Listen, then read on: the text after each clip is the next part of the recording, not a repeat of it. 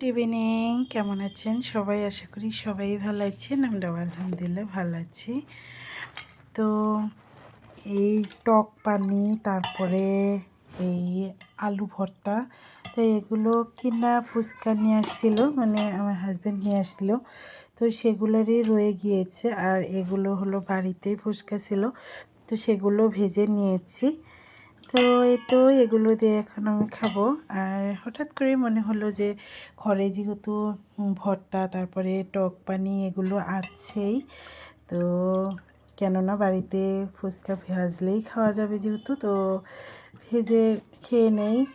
আসলে হট করে মনে হচ্ছিল যে একটু টক কিছু একটা খাই, আর ওই জন্যই এগুলো। তো কে কে আমার মতো ফুচকা খেতে পছন্দ করেন অবশ্যই কমেন্ট করে জানাবেন। আর যার কাছ থেকে এই ফুচকাগুলো নিয়ে আসছিল অনেক বেশি টেস্টি ছিল। তো যাই হোক, এগুলো দিয়েই খাবো। Bye bye.